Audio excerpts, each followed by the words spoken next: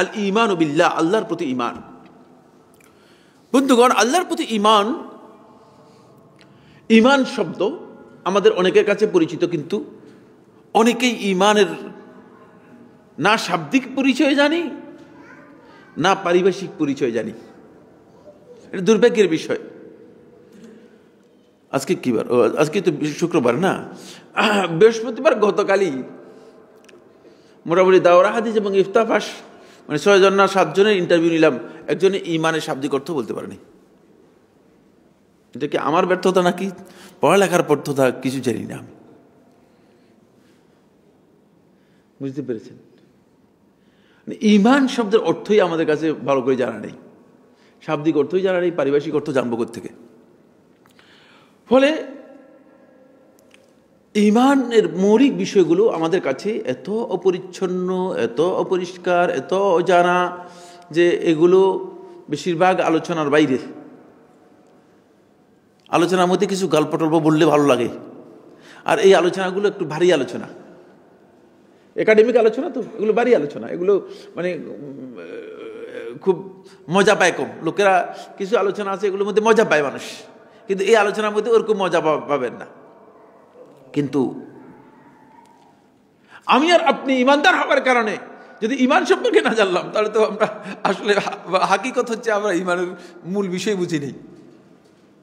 মুসলিম ইসলাম সম্পর্কে জানে না, মুমিন ঈমানদার ঈমান সম্পর্কে জানে না, তাহলে কি ধরনের মুমিন, কি ধরনের মুসলিম? মুসলিম ঈমান শব্দটি আল্লাহ সুবহানাহু ওয়া তাআলা কোরআনে কারীমে অনেক জায়গায় ব্যবহার করেছেন।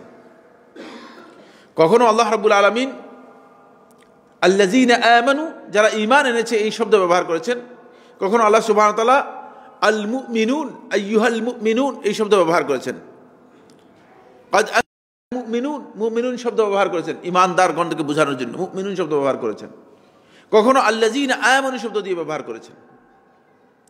এর মূল শব্দ হচ্ছে আমনুন শব্দ থেকে ঈমান শব্দ এসেছে। ঈমান শব্দের শাব্দিক অর্থ হচ্ছে স্বীকৃতি দেয়া, কোনো কিছুকে অন্তরে মেনে নেয়া। বুঝতে পেরেছেন? স্বীকৃতি দেয়া এবং মেনে নেয়া, এই হচ্ছে ঈমানের শাব্দিক অর্থ। আপনি দেখবেন শতকরা 100টি বইয়ের মধ্যে ঈমান শব্দের অর্থ হচ্ছে বিশ্বাস করাকে বোঝায়, না বিশ্বাস নয়। ঈমানের মধ্যে বিশ্বাসের একটা পার্ট আছে, কিন্তু ঈমানের মৌলিক শাব্দিক অর্থ হচ্ছে এটা নয়। শাব্দিক অর্থ হচ্ছে মূলত আল ইযআন ওয়াল ইকরার, স্বীকৃতি দিবেন, মেনে নিবেন। মানে আপনি যদি মেনে না নেন, আপনি যদি অন্তরে অন্তরে শুধু বিশ্বাস করেন, ঈমানদার হবেন তো না? হ্যাঁ, আল্লাহ রাব্বুল আলামিন যে এক, আল্লাহ তাআলা যে এই কায়নাতের মাখলুকাতের একমাত্র স্রষ্টা, এবং আল্লাহ রাব্বুল আলামিন ছাড়া যে আর কোনো মাবুদ নেই। শয়তান যে ইবলিস, তার এই ব্যাপারে দৃঢ় বিশ্বাস আছে কি নাই? বিশ্বাস আছে, আছে কিনা? হ্যাঁ, কারণ ইবলিস বিশ্বাস করেছে, আল্লাহর নামে কসম পর্যন্ত করেছে, মানুষের নামে কসমও করে নাই, বিশ্বাস করেছে আল্লাহর কাছে। ইবলিস মানুষের কাছে দোয়া করে নাই, দোয়া কার কাছে করেছে? আল্লাহর কাছে দোয়া করেছে। দেখছেন, সে জানে যে আল্লাহ তাআলাই হচ্ছে একমাত্র মাখলুকাতের সৃষ্টিকর্তা, এই মাখলুকাতের একমাত্র মাবুদ, সেটা বিশ্বাস করে। কিন্তু সে ঈমান আনছে, ঈমানদার কিনা? বেঈমান। এটা মেনে নেওয়া এবং স্বীকৃতির সাথে জড়িত বিষয়। অন্তরের মধ্যে আপনাকে এটা কি করতে হবে? মেনে নিতে হবে, তারপরে স্বীকৃতি দিতে হবে। সে স্বীকৃতি দেয় নাই। স্বীকৃতি দেয় নাই কোথায়? আল্লাহকে তো আল্লাহই বলেছে। স্বীকৃতি দেয় নাই আল্লাহর নির্দেশ লঙ্ঘন করার মাধ্যমে। যেহেতু আল্লাহ রাব্বুল আলামিন তাকে বলেছেন যে আদম আলাইহিস সালাতু ওয়াস সালামকে কি করো? সিজদা করো। তখন সে আদম আলাইহিস সালাতু ওয়াস সালামকে সিজদা করে নাই। ইবলিসের অনেক কাজ আছে, তোর মধ্যে এক সময় ইবলিস কাঁদে, কখনো হাসে, কখনো কি হাসে, কখন কাঁদে, কখন জানেন কিনা? হ্যাঁ, হাসে যখন মানুষ হাই তুলে হ্যাঁ, তখন ইবলিস হাসে, কারণ ইবলিস দেখে আমার এখন ঢুকার স্পেস করে দিয়েছে। এই জন্য রাসূলুল্লাহ সাল্লাল্লাহু আলাইহি ওয়াসাল্লাম বলছে, তোমাদের মধ্যে যদি ইজা তাসাআবা আহাদুকুম ফালইয়াকজিমহু বিয়াদিহি আও ফালইয়াকজিম আলা মানে ফালইয়াজাল ইয়াদাহু আলা ফিহি, সে যেন তার মুখকে হাত দিয়ে ডেকে নেয়, হা করে আওয়াজ হাই তুলে। তখন ইবলিস হাসে যে আদম সন্তান একটা আমাকে ঢুকার জায়গা, ভিতরে ঢুকার জন্য জায়গা করে দিয়েছে। কারণ এটা ইবলিসের কাজ। ইবলিসের কাজ হচ্ছে মানুষকে অলসতার দিকে ঠেলে দেয়, এটা অলসতার একটা আলামত। এই সময় ইবলিস কি হাসে, ইবলিস হাসে। সহিহ হাদিস, রাসূলুল্লাহ সাল্লাল্লাহু আলাইহি ওয়াসাল্লাম আন্দাজে বক্তব্য, পকেটের বক্তব্য একটাও দিইনি, এটা খেয়াল রাখেন, সহিহ হাদিস দ্বারা সাব্যস্ত হয়েছে। যখন আদম সন্তান কোরআন তেলাওয়াত করে, আল্লাহর কিতাব তেলাওয়াত করার সময় আল্লাহর কিতাব থেকে যখন সিজদার আয়াত তেলাওয়াত করে সিজদায় লুটে পড়ে, তখন ইবলিস কাঁদে আর বলে, আমাকে আল্লাহ তাআলা সিজদার জন্য বলেছেন, আমি সিজদা না করে নাফরমান হয়ে গেছি। আর আদম সন্তানকে সিজদার নির্দেশ দিয়েছে, সাথে সাথে সিজদা করে ফেলছে। তখন ইবলিস কাঁদে, তখন ইবলিস কি কাঁদে। এই জন্য আল্লাহ সুবহানাহু ওয়া তাআলা এইভাবে আল্লাহ তাআলাকে চিনার পরেও যেহেতু মেনে নেয় নাই আল্লাহর বিধানকে, সেহেতু ইমানদার আছে কিনা? কিয়ামত পর্যন্ত বেঈমান, কিয়ামত পর্যন্ত আল্লাহর রহমত থেকে বিতাড়িত হয়ে গিয়েছে। একটা উদাহরণ। দুই নম্বর হচ্ছে মুনাফিক যারা ছিল রাসূলুল্লাহ সাল্লাল্লাহু আলাইহি ওয়াসাল্লামের সময়, যারা মুনাফিক ছিল তারা আল্লাহ রাসূল সাল্লাল্লাহু আলাইহি ওয়াসাল্লামের কাছে আসতো, এসে রাসূলুল্লাহ সাল্লাল্লাহু আলাইহি ওয়াসাল্লামকে বলতো, নাশহাদু আন্নাকা লা রাসূলুল্লাহ, যে আমরা সাক্ষ্য দিচ্ছি নিশ্চয়ই আপনি, আন্নাকা নিশ্চয়ই আপনি, লা রাসূলুল্লাহ অবশ্যই আল্লাহ রাসূল। মিথ্যা বলছে না সত্য? একেবারে সত্য। আল্লাহ রাসূলের ব্যাপারে কোনো মানে সন্দেহ করার কোনো জায়গাই তো নেই। তিনি যে আল্লাহ রাসূল এ ব্যাপারে কোনো কথা আছে? তিনি তো রাসূলই, ঠিকই আছে। কিন্তু আল্লাহ বলতেছেন আল্লাহু ইয়াশহাদ ইন্নাল মুনাফিকিনা লাকাযিবুন, আল্লাহ তাআলা সাক্ষ্য দিচ্ছেন মুনাফিকরা মিথ্যুক। বলছে সত্য কিন্তু কথাটা মিথ্যা। দেখছেন, কারণ হচ্ছে মেনে নেই। দেখছেন, ঈমানের সাথে এই বিষয়টি খুব নিবিড়ভাবে যুক্ত। এজন্য তাদেরকে আল্লাহ তাআলা বলে দিয়েছেন, ওয়ামিনান নাস মান ইয়াকুলু আমান্না বিল্লাহি ওয়া বিল ইয়াউমিল আখির ওয়া মা হুম বিমুমিনিন। লোকদের মধ্যে একদল লোক আছে এমন যারা এই কথা বলে, আমান্না বিল্লাহি, আল্লাহর প্রতি আমরা ঈমান এনেছি, ওয়া বিল ইয়াউমিল আখির, এবং আখিরাতের প্রতি ঈমান এনেছি, ওয়া মা হুম বিমুমিনিন, এরা মুমিন নয়। তারা তো বলতেছে আমান্না বিল্লাহ, কি মনে আপনি? আল্লাহর প্রতি ঈমান আনছি এবং আখিরাতের প্রতি ঈমান আনছি, কিন্তু আল্লাহ তাআলা বলছেন না, এরা মুমিন নয়। তার কারণ হচ্ছে তারা শুধুমাত্র মুখে বলল, তারা আসলে মেনে নেই। মুখিক বললে চলবে না, মেনে নিয়ে তারপর এটা স্বীকৃতি দিতে হবে। এই জন্য ইবলিস কি হতে পারে না? ইমানদার হতে পারে নাই, ইমানদার হতে পারে নাই। কোনো ব্যক্তি যদি মানে শুধু মুখিক স্বীকৃতি দেয় তাহলে ইমানদার হবে না। আবার কোনো ব্যক্তি যদি শুধু অন্তরে বিশ্বাস করে, মুখে স্বীকৃতি না দেয়, তাহলে ইমানদার হতে পারবে না, তাহলে ইমানদার হতে পারবে না। যেমন রাসূলুল্লাহ সাল্লাল্লাহু আলাইহি ওয়াসাল্লাম, আল্লাহর রাসূল যে এই ব্যাপারে আবু তালেব রাসূলুল্লাহ সাল্লাল্লাহু আলাইহি ওয়াসাল্লামের চাচার 100% বিশ্বাস ছিল। তিনি যে রাসূল এই ব্যাপারে কোনো সন্দেহ ছিল না।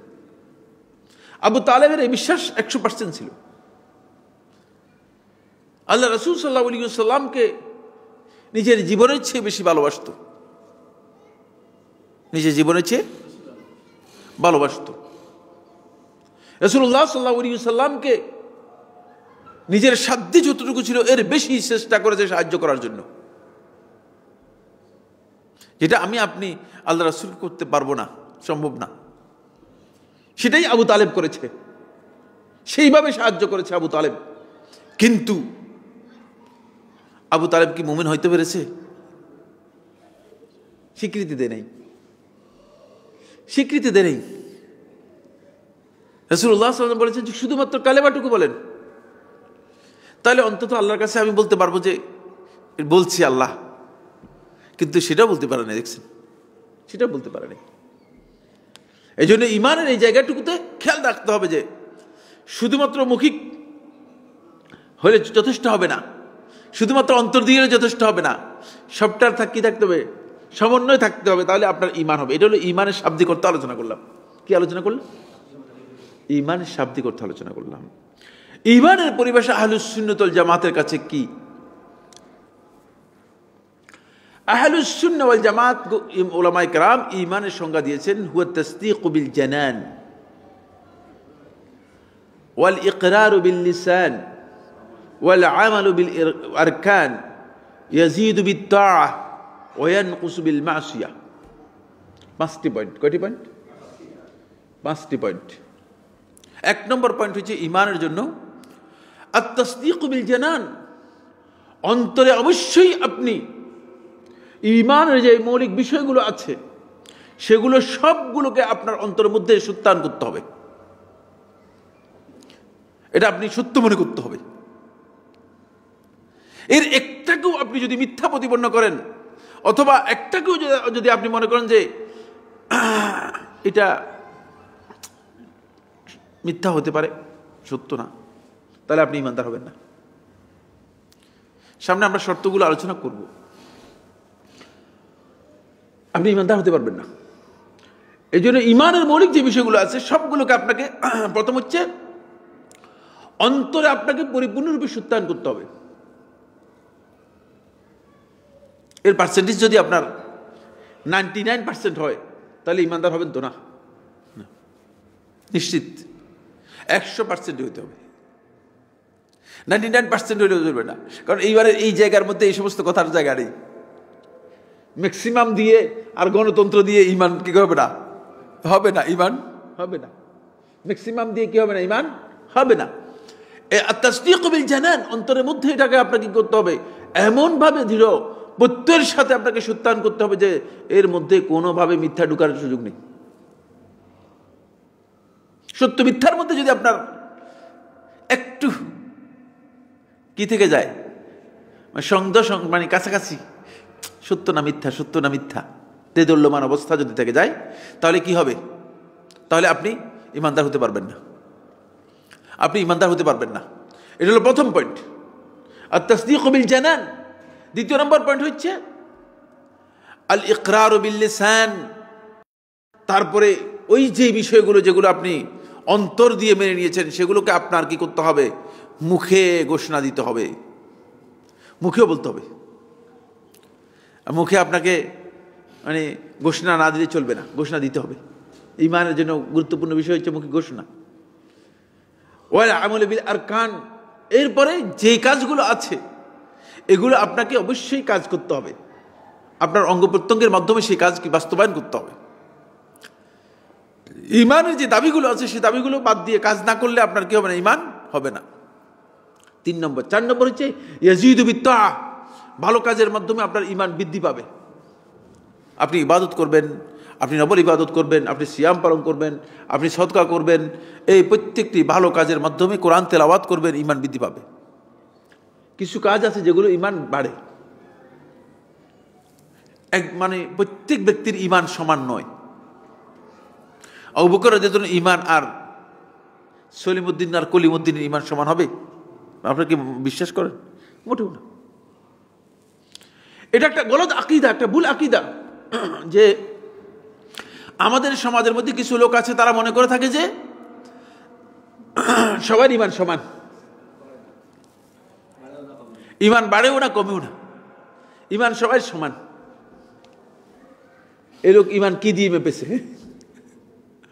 ইমানটাকে কি দিয়ে মেপেছে? সে আন্দাজের উপর বলছে যে ইমান সমান, প্রশ্নই আসে না। ইমান যত আপনি কোরআন এবং হাদিস সম্পর্কে জানবেন, যত আপনি আল্লাহর দ্বীন সম্পর্কে জানবেন, যত আপনি আল্লাহ সম্পর্কে জানবেন, আল্লাহ তাআলার পরিচয় যত বেশি নিতে পারবেন, তত বেশি আল্লাহ তাআলার প্রতি আপনার ঈমান বৃদ্ধি পাবে, ঈমান বেড়ে যাবে। সাহাবায়ে কেরাম বলেন যে আল্লাহ রাসূল সাল্লাল্লাহু আলাইহি ওয়াসাল্লামের সামনে যখন আমরা যেতাম, রাসূলুল্লাহ সাল্লাল্লাহু আলাইহি ওয়াসাল্লাম যখন আখিরাত সম্পর্কে আমাদেরকে বলতেন, রাসূলুল্লাহ সাল্লাল্লাহু আলাইহি ওয়াসাল্লাম যখন আমাদেরকে জান্নাত জাহান্নাম সম্পর্কে বলতেন, আল্লাহ রাসূল সাল্লাল্লাহু আলাইহি ওয়াসাল্লামের কাছে যখন আমরা থাকতাম, আমরা মনে হচ্ছে যেন জান্নাত জাহান্নাম এবং আখিরাতের বিষয়গুলো আমরা নিজেদের স্বচক্ষে দেখতে পাচ্ছি। সুবহানাল্লাহ। মানে ইমানের এমন এক মানে উত্তীর্ণ হয়ে যেতেন, এমন এক মানে ইমানে উত্তীর্ণ হয়ে যেতেন, তারা মনে হচ্ছে যেন তারা কি করছে, স্বচক্ষে দেখতে পাচ্ছেন। এইভাবে তাদের ইমানটা বৃদ্ধি পেত। আবার ওয়ায়ানকুসু বিল মাসিয়াহ, গুনার মাধ্যমে ইমান কমতে থাকে। গুনাহ যত করবেন তত আপনার ইমান কমতে থাকবে, কমতে কমতে কমতে কমতে এক সময় দেখবেন যে একেবারে ইমান মানে টিম টিম মোমবাতির টিম টিম যে মানে আলো আছে এরকম হয়ে গেছে, কমে গেছে। এই জন্য গুনাহ মানুষকে অবশ্যই পরিহার করতে হবে। আপনি বুঝতে পারবেন না যে কোন দিক থেকে আপনার ইমান আস্তে আস্তে কমে যাচ্ছে। এই সমাজের অধিকাংশ মানুষই যারা আল্লাহ তাআলার নাফরমানির মধ্যে লিপ্ত রয়েছে, তাদের অধিকাংশের ইমান আছে, কিন্তু ইমানটা কি নেই, আলো ছাড়া, অন্ধকারের ইমান। একেবারে ইমান মানে কমতে কমতে কমতে কমতে অন্ধকারে চলে গিয়েছে। অধিকাংশ লোকের ইমান এই পর্যায়ে চলে গিয়েছে। ফলে ইমান কমতে কমতে কমতে কমতে ইমানের এমন এক জায়গায় চলে গিয়েছে যে যেই জায়গার ইমান আর আছে আর নাই প্রায় সমান হয়ে গেছে। ইমানের সর্বনিম্ন স্টেজ হচ্ছে, রাসূলুল্লাহ সাল্লাল্লাহু আলাইহি ওয়াসাল্লাম একটি হাদিসের মধ্যে বলেছেন, সহিহ মুসলিমের হাদিস, সেটা হলো আপনি কোন একটা মুনকার যখন দেখবেন, কোন একটা খারাপ কাজ যখন দেখবেন, তখন আপনি অন্তরের মধ্যে সেটা ঘৃণা করবেন। অন্তরে কি করবেন? ঘৃণা করবেন। এটা হচ্ছে ইমানের সবচেয়ে নিম্ন, সবচেয়ে দুর্বল সাইজের ইমান। ওয়াযালিকা আযআফুল ঈমান। সহিহ মুসলিমের রওয়ায়াতের মধ্যে এসেছে, রাসূলুল্লাহ সাল্লাল্লাহু আলাইহি ওয়াসাল্লাম বলেন, ওয়াযালিকা আযআফুল ঈমান। এটা হচ্ছে ইমানের সবচেয়ে দুর্বল সাইজ।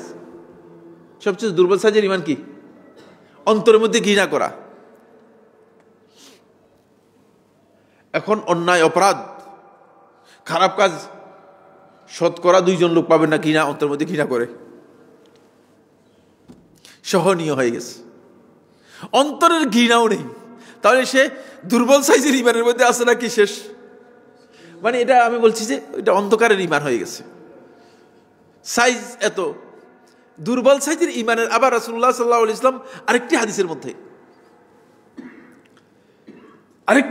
রাসূলুল্লাহ সাল্লাল্লাহু আলাইহি ওয়াসাল্লাম এটার আবার পরিচয় করে দিয়েছেন।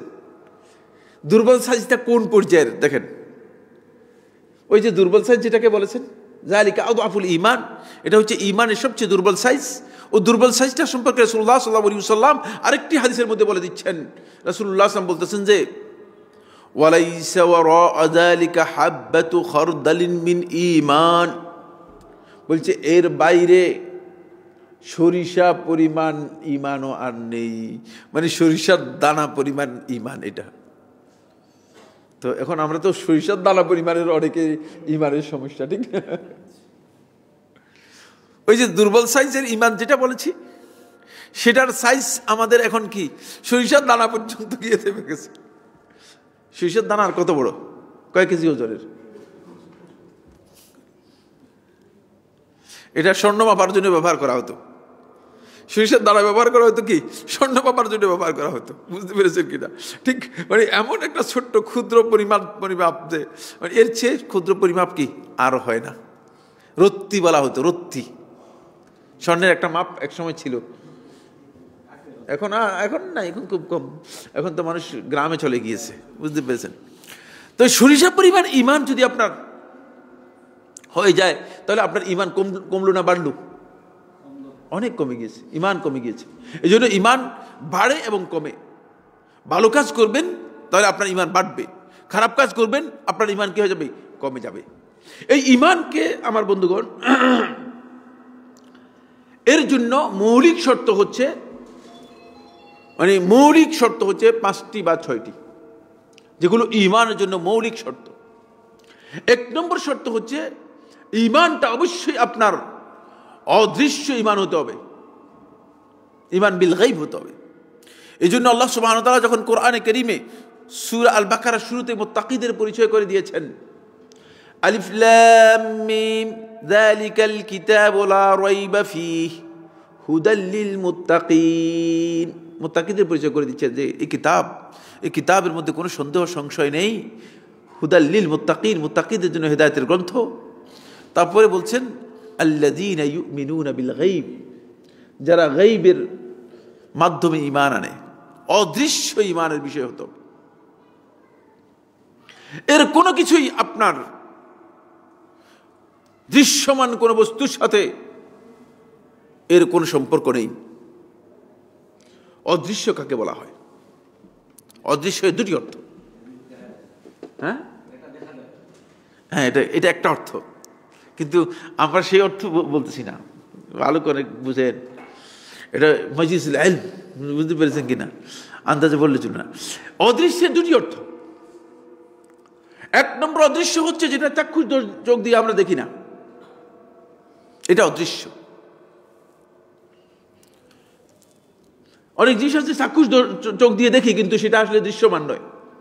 যেমন আপনি উপরের দিকে তাকান, আপনি মনে করতেছেন যে আসমান দেখতেছেন, আসলে দেখেন নেই, ঠিক কিনা? দেখছেন না? আসলে দেখেন নেই, কারণ আপনার দৃষ্টির অনেক বাইরে। আপনার কাছে মনে হয়েছে দেখেছেন, আসলে দেখেন নাই, কিছুই দেখেন নাই। আপনি দিগন্তের দিকে তাকায় দেখতেছেন যে এখানে গিয়ে আসমান কি হয়ে গেছে, মানে লেগে গেছে মাটির সাথে, না আসলে কিচ্ছু না। আপনি সূর্যকে একবার দেখেন যে সূর্য মানে কি হচ্ছে, পূর্ব দিক থেকে উদিত হচ্ছে আর পশ্চিম দিক থেকে কি হচ্ছে, অস্ত যাচ্ছে। এটা আপনার দৃশ্যমান দৃষ্টি। কিন্তু আপনি যদি সৌরজগতে যাই দেখেন যে দেখবেন যে সূর্য তো মানে পশ্চিম দিকেও দেখতেছেন না, পূর্ব দিকেও দেখতেছেন না, সূর্য কই, সূর্য তো আরেক জায়গায় দেখতেছে। সুতরাং অদৃশ্যের ভিন্ন বিষয় রয়েছে। অদৃশ্যের একটি বিষয় হচ্ছে যেটা দৃশ্যমান নয়। মানুষের স্বাভাবিক দৃষ্টির যে লিমিটেশন আছে, 6/6 যে দৃষ্টি রয়েছে, মেডিকেল সায়েন্স যেটাকে ঘোষণা করেছে, এর বাইরে মানুষ দেখে না, এর বাইরে মানুষ দেখে না। যেমন আমি চশমা ছাড়া এখন অনেক কিছুই দেখবো না, বুঝতে পেরেছেন? চশমা দিয়ে কিছুটা আমার কি করে সাপোর্ট দিয়েছে, মানে আমার দৃষ্টিটা কিছুটা কি করা হয়েছে, সাপোর্ট দেওয়া হয়েছে। কারণ কিছু কি হয়ে গেছে, লেস হয়ে গিয়েছে। তো আপনার যার লেস হয় নাই তারটা চলতেছে, কিন্তু এটাও লেস, এটাও লিমিট দেওয়া আছে, এটা লিমিটের মধ্যে আছে, বুঝতে? এটা হলো দৃষ্টির সাথে জড়িত। আরেকটি হচ্ছে এমন বিষয় যে বিষয়গুলো মানে আপনার কাছে আকল দিয়ে আপনি কি করেছেন, যেগুলো আয়ত্তে আনতে পেরেছেন। যেমন আপনি বাঘ দেখেন নাই, কিন্তু বাঘের ছবি দেখেছেন, আপনি এটাকে বাঘ হিসেবে চিনেন। বহু মানুষ আছে ধান দেখে নাই, ধান খেতে দেখে নেই, বুঝলেন না? ঢাকা শহরে অনেক লোক আছে ধান খেতে দেখে নেই। এখন জিজ্ঞেস করছে এগুলো জিনিস কি, তখন গ্রামে নিয়ে যায়, বলে এই জিনিস এগুলো কি? কারণ এটা আসলে ধান খেতে, বলে ধান খেতে, বলছে কি ধান, কি জিনিস? মানে ওই যে চাউল খাচ্ছে। কারণ তাদের অনেককে জিজ্ঞেস করা হয় যে মাছ কোথায় থাকে, একজনকে জিজ্ঞেস করে মাছ কোথায় থাকে, মাছ তো ফ্রিজে থাকে। কারণ সে সারা জিন্দেগি জন্ম থেকে আরম্ভ করে ঘরের মধ্যে দেখতেছে যে তার মা ফ্রিজ থেকে মাছ বের করতেছে, বলছে মাছ কোথায় থাকে, মাছ তো ফ্রিজে থাকে। আসলেই তো ঠিকই বলছে, তার দেখা হচ্ছে দৃশ্য হচ্ছে এটা, বুঝতে পেরেছেন কিনা? তার দৃশ্যের দশা হচ্ছে এই। অনেক জিনিস আছে যেগুলো মানুষ তার আকল দিয়ে কি করতে পারে, বিবেচনা করতে পারে, এগুলো সবগুলো দৃশ্যমানের মধ্যে অন্তর্ভুক্ত। আর অদৃশ্য বলতে বোঝা যায় এমন বস্তু যেগুলো মানুষ নিজের আকল দিয়ে কোনো অবস্থায় যেগুলো আয়ত্তে আনতে পারবে না, সেগুলো হচ্ছে আল্লাহ তাআলার অদৃশ্যের প্রতি বিশ্বাস। এগুলো আকলের সাথে এর কোনো মিল নেই। ফলে আকল দিয়ে আপনি ঈমানের একটা বিষয়কেও কি করতে পারবেন না, একটা বিষয়কেও আপনি ওজন করতে পারবেন না। আকল দিয়ে আপনি কথা বলতে পারবেন না যে না এটা আকল দিয়ে মিলতেছে না, এই কথা বলার সুযোগ নেই। কারণ আপনার ঈমানই হচ্ছে আপনার অদৃশ্য ঈমান, ঈমান বিল গায়ব। প্রথম শর্ত হচ্ছে আপনাকে ঈমান বিল গায়ব আনতে হবে। আকল দিয়ে আপনি এর কোন একটা জিনিসকেও আপনি কি বিবেচনা করে প্রমাণ করতে পারবেন না, বিবেচনার কিচ্ছু নেই। কিয়ামত পর্যন্ত যদি গবেষণা করে মানুষ আল্লাহ তাআলার অস্তিত্ব নিয়ে গবেষণা করে, গবেষণা পাবে? আল্লাহর অস্তিত্ব প্রমাণ করার জন্য দায়িত্ব নাই আমাদের, আল্লাহ তাআলাকে প্রমাণ করার দায়িত্ব আমাদের নেই। কিছু সংখ্যক লোক দার্শনিক এই চিন্তা করেছে, মাথার মধ্যে তাদের এই ধারণা এসেছে, তারা আল্লাহর অস্তিত্ব নিয়ে গ্রিক দার্শনিকরা যেই সমস্ত প্রশ্ন উত্থাপন করেছিল সেগুলোর জবাব দেওয়ার জন্য চেষ্টা করেছে। বুঝতে পেরেছেন? আল্লাহ সম্পর্কে বিভিন্ন প্রশ্ন গ্রিক দার্শনিকরা, সৃষ্টিকর্তার সম্পর্কে দার্শনিকদের যেই চিন্তাধারা আছে, যেমন নাস্তিকদের দেখেন না অনেক প্রশ্ন, ঠিক তখনকার সময়েও গ্রিক দর্শনে এই ধরনের প্রশ্ন উত্থাপন করা হয়েছে। আল্লাহ সম্পর্কে অনেক অনেক প্রশ্ন আল্লাহ সম্পর্কে কী করেছে তারা তৈরি করেছে, আল্লাহ সম্পর্কে একটা বিভ্রান্তিকর বিভিন্ন প্রশ্ন তৈরি করেছে। ফলে মুসলিম দার্শনিকদের কিছু সংখ্যক দার্শনিক এগুলোর জবাব বের করেছে গবেষণা করে এগুলো কি করেছে, জবাব বের করেছে। বর্তমানে অনেকে দেখা যায় যে এগুলো গবেষণা করে জবাব বের করে থাকেন। এটা মূলত ইসলামী পদ্ধতি নয়, কারণ ইমানের সাথে সম্পর্ক হচ্ছে ইমান বিল গাইব। বুঝতে পেরেছেন? যে ব্যক্তি ইমান বিল গাইব সম্পর্কে জ্ঞান রাখে না, সে ইমান আনতে পারবে না। তো মুসলিম দার্শনিকদের মধ্যে থেকে ইমাম ফখরুদ্দিন রাজি রাহিমাহুল্লাহ তাআলা তিনি আল্লাহ সম্পর্কে, আল্লাহ রাব্বুল আলামিনের পরিচয় সম্পর্কে 101টা কি করেছেন, দলিল বের করেছেন। আল্লাহ তাআলার অস্তিত্ব প্রমাণের জন্য 101টা দলিল বের করেছেন। অনেক অনেক গবেষণা করে, অনেক কষ্ট করেছে। তো একদিন তিনি তার রায়ের এলাকা দিয়ে, গ্রাম দিয়ে যাচ্ছেন। একজন বৃদ্ধা মহিলা, অনেক বৃদ্ধা মহিলা চিন্তা করলেন যে আমি আল্লাহ সম্পর্কে 101টা দলিল বের করেও তারপরে আমার কিছু কিছু কনফিউশন, মানে এখনো ভালো করে বুঝতে পারতেছি না। এই বৃদ্ধা আল্লাহ সম্পর্কে কি ধারণা করে একটু জেনে নিই। এই বৃদ্ধা আল্লাহ সম্পর্কে তার জ্ঞানটা কি এটা জেনে নিই। ফখরুদ্দিন রাজি তখন বৃদ্ধাকে বলল, বৃদ্ধা, আল্লাহ রাব্বুল আলামিন সম্পর্কে আপনার ধারণা কি? আমি ফখরুদ্দিন রাজি আল্লাহ রাব্বুল আলামিনের অস্তিত্ব এবং আল্লাহ তাআলাকে প্রমাণ করার জন্য 101টা দলিল বের করেছি, তারপরেও আমি অনেক বেশি প্রশান্তি পাচ্ছি না, অনেক প্রশ্ন রয়ে গিয়েছে। আপনি আল্লাহ রাব্বুল আলামিন সম্পর্কে ধারণা করেন? বলে, তুমি ফখরুদ্দিন রাজি 101টা দলিল বের করেছো আল্লাহ সম্পর্কে? আল্লাহ রাব্বুল আলামিনের প্রতি ঈমান আনতে হলে দলিল ছাড়া ঈমান আনতে হয়। দলিল দিয়ে আল্লাহ তাআলার প্রতি ঈমান আনার কোনো সুযোগই তো নেই। তুমি 101টা সন্দেহ আল্লাহ তাআলার জন্য তোমার অন্তরের মধ্যে প্রবেশ করিয়েছো। তুমি এগুলো দলিল আবিষ্কার করো নাই, তুমি 101টা সন্দেহ আল্লাহ রাব্বুল আলামিন সম্পর্কে তোমার অন্তরের মধ্যে প্রবেশ করিয়েছো। আজকে আমাদের সমাজের মধ্যে এই সন্দেহ এবং সন্দেহবাদী, সংশয়বাদী একদল লোক আছে। এরা শুধুমাত্র সন্দেহই করবে। আল্লাহ রাব্বুল আলামিনের প্রতি ঈমানের সাথে মৌলিক শর্ত হচ্ছে আল ঈমানু বিল গায়ব। যদি ঈমান বিল গায়ব না থাকে তাহলে আপনার ঈমান হবে না। 2 নম্বর শর্ত, 2 নম্বর মৌলিক শর্ত হচ্ছে আপনার ঈমানটা পরিপূর্ণরূপে শিরক মিশ্রিত হতে পারবে না, শিরক মুক্ত হতে হবে। যদি ঈমান হয় তাহলে এর সাথে শিরক থাকতে পারবে না। ঈমানের সাথে শিরক যদি যুক্ত হয়, কুফরি যদি যুক্ত হয়, এই ঈমানের কোন মূল্য আল্লাহ তাআলার কাছে নেই। আল্লাযীনা আমানু ওয়া লাম ইয়ালবিসু ঈমানাহুম বিযুলমিন উলাইকা লাহুমুল আমন ওয়া হুম মুহতাদুন। আল্লাহ তাআলা কোরআনে কারীমের মধ্যে বলেন, আল্লাযীনা আমানু, যারা ঈমান এনেছে, ওয়া লাম ইয়ালবিসু ঈমানাহুম বিযুলমিন, তারা তাদের ঈমানকে জুলমের সাথে সংমিশ্রণ করে নাই। জুলম হচ্ছে শিরক। এজন্য আপনি ঈমান আনলে যদি ঈমানের সাথে যাররা পরিমাণ শিরক থাকে তাহলে এই ঈমান হয় নাই, এটা ঈমান নয়। ঈমানদার ব্যক্তি কবরে গিয়ে সিজদা দিতে পারবে না, ঈমানদার ব্যক্তি কবরে গিয়ে ফুল দিতে পারবে না, ঈমানদার ব্যক্তি কবরে গিয়ে জবে কবরের বাসীর জন্য জবে করতে পারবে না। ঈমানদার ব্যক্তি কোনো ব্যক্তিকে পরিত্রাণকারী অথবা জান্নাত জাহান্নাম দিতে পারে অথবা গুনাহ মাফ করতে পারে এই ধারণা করতে পারবে না। ঈমানদার ব্যক্তি এমন ব্যক্তির কাছে মুরিদ হতে পারবে না, পীর মারাতে পারবে না যে ব্যক্তি বলবে যে আমি আল্লাহ তাআলার সাথে বোঝাপড়া করে তোমাকে জান্নাত দিয়ে দিব। নাউযুবিল্লাহ মিন যালিক। ঈমানদার ব্যক্তি এগুলো করতে পারবে না। শিরক এগুলো একেবারেই প্রকাশ্য শিরক। আপনি সিজদা করতেছেন মানুষকে গিয়ে, আপনি ঈমানদার, এ ধারণা করার কোনো সুযোগ নেই। আমার টেলিভিশনের আমাদের যে লাইটিংয়ের কাজ করে, লাইটিং ইঞ্জিনিয়ার আর কি। টেলিভিশন প্রোগ্রামের মধ্যে একদিন আসে আমার বললো, স্যার আপনার একটা ঘটনা বলি। বলেন, কি বলতে স্যার বলেন। বলে, স্যার আমাকে একজনে নিয়ে গেছে এক পীর সাহেবের কাছে মুরিদ হওয়ার জন্য। তো মুরিদ হওয়ার জন্য নিয়ে গিয়েছে আমাকে, অনেক বুঝে টুঝে নিয়ে গেছে, যে মানে অনেক বড় মানে হাক্কানি ওলি। মানে হাক্কানি ওলি বলতে আমাদের দেশে অনেক দেখেন না, সবাই তো বলে যে হাক্কানি ওলি। কেউ এই পর্যন্ত বাতিল ওলি কেউ নিজেকে দাবি করছে কিনা। আর ভক্ত যারা আছে তারা তো শুধু হাক্কানি নয়, তারা হাক্কানির সাথে আরো কোনো শব্দ যদি পাওয়া যায় সেটাও যুক্ত করে দিয়ে বলে যে মানে হাক্কানি রব্বানি আল্লাহওয়ালা ওলি, ঠিক না? ভক্ত তো আরো বাড়িয়ে দিয়ে মানে ওরে আল্লাহর সাথে প্রায় সময় সাক্ষাৎ হয়, কথা হয়, এরকম ওলি। বলে আমাকে খুব বুঝে একটু নিয়ে গেল মুরিদ হওয়ার জন্য। সেখানে গিয়ে আমি দেখি যে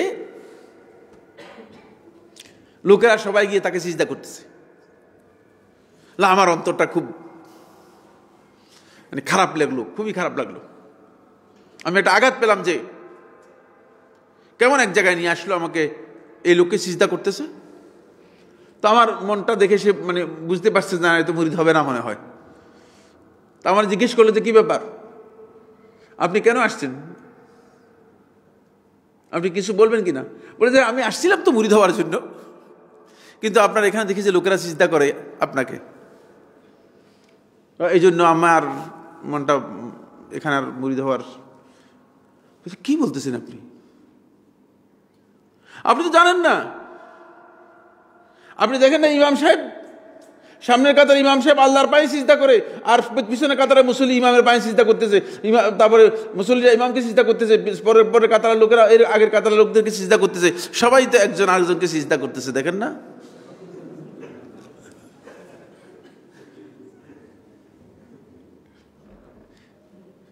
যুক্তির ঘাটতি দেখছেন কিনা? ব্যাককলের যুক্তি কাকে বলে? আপনি মানুষদেরকে সিজদা করার জন্য মসজিদে আসতেছেন, আমরা তো ইমাম সাহেবকে সিজদা করি। সিজদা করতে অসুবিধা কোথায়? সিজদা করতে অসুবিধা কোথায়? আল্লাহ তাআলা তো সিজদা করতে বলেছেন আদমকে, ফেরেশতাদেরকে বলছেন সিজদা করার জন্য। সুতরাং আদমকে যদি সিজদা করা যায় তাহলে আদম সন্তানকে সিজদা করা যাবে না কেন? এই হচ্ছে যুক্তি, এই হচ্ছে যুক্তি তাদের। ঈমানদার ব্যক্তি কখনো এই ধরনের যুক্তির জায়গায় যাবে না। শিরক যেখানে আছে সেখানে ঈমান নেই। এই জন্য আল্লাহ সুবহানাহু ওয়া তাআলা সূরা ইউসুফের মধ্যে আল্লাহ তাআলা স্পষ্ট করে বলেছেন, ওয়ামা ইউমিনু আকসারুহুম বিল্লাহি ইল্লা ওয়া হুম মুশরিকুন। তাদের অধিকাংশ লোকই আল্লাহর প্রতি ঈমান আনে না। তারা মূলত ঈমান আনে এই অবস্থায় যে তারা আল্লাহর সাথে শিরক করে বসে। শিরক করলে আল্লাহ রাব্বুল আলামিনের সাথে তাদের এটা ঈমান নয়। অধিকাংশ লোকের ঈমান আল্লাহ তাআলার কাছে গ্রহণযোগ্য নয়, কারণ ঈমানের সাথে শিরক কোন অবস্থায় কি হবে না, আসে যুক্ত হবে না। 2 নম্বর শর্ত হচ্ছে আপনার ঈমানটা অবশ্যই কি হতে হবে, শিরক মুক্ত হতে হবে। 3 নম্বর শর্ত, 3 নম্বর শর্ত হচ্ছে অবশ্যই সকল প্রকার সন্দেহ সংশয় মুক্ত হতে হবে। সামান্যতম সন্দেহ সংশয়ে যদি আপনার থেকে যায়, কিছু প্রশ্ন, ঈমানও আনছেন আবার কিছু প্রশ্নও আছে, এই ধরনের সন্দেহ সংশয় যদি আপনার মধ্যে থেকে যায় তাহলে আপনি বেঈমান। সুম্মা লাম ইয়ারতাবু, ঈমানদার ব্যক্তিদের পরিচয় হচ্ছে ঈমান আনার পরে তারা কোন অবস্থাতেই তাদের অন্তরের মধ্যে সামান্যতম সন্দেহ থাকতে পারবে না। যদি সন্দেহ সংশয়ের কিছু অংশ থেকে যায় সামান্য, বেঈমান। এই জন্য ঈমানের অন্যতম গুরুত্বপূর্ণ শর্ত হচ্ছে যে আপনার অন্তরের মধ্যে সন্দেহ সংশয়ের সামান্যতম অবকাশ থাকতে পারবে না। আপনাকে অবশ্যই পরিপূর্ণরূপে সন্দেহ মুক্ত হতে হবে। আপনি ঈমানের এই ঘোষণা দিচ্ছেন সন্দেহ মুক্ত হয়, একেবারেই বিল ইয়াকিন, দৃঢ় প্রত্যয়ের সাথে 1% সন্দেহ থাকতে পারবে না। যদি আপনার এই প্রত্যয়ের মধ্যে সামান্যতম সন্দেহ থেকে যায় তাহলে আল্লাহ তাআলার কাছে সেটা গ্রহণযোগ্য হবে না। ঈমানের মৌলিক একটি বিষয় হচ্ছে সেটা হলো সন্দেহ মুক্ত হতে হবে। তারপরে 4 নম্বর শর্ত হচ্ছে অবশ্যই আপনি ঈমানের এই ঘোষণার ক্ষেত্রে আপনাকে সত্যবাদী হতে হবে।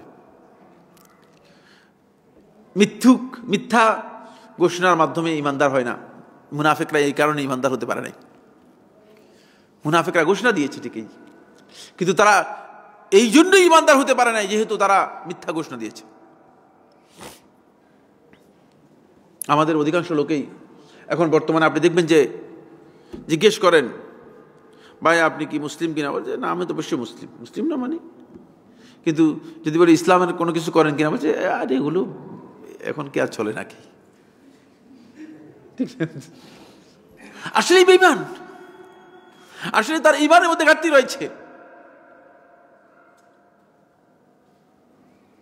এখন মুসলিমদেরকে আপনি মুসলিম অমুসলিমও বলতে পারেন না, বেঈমানও বলতে পারতেছেন না, এমন এক অবস্থার মধ্যে আছেন। কিন্তু এদের অধিকাংশের মধ্যে ঈমান নেই।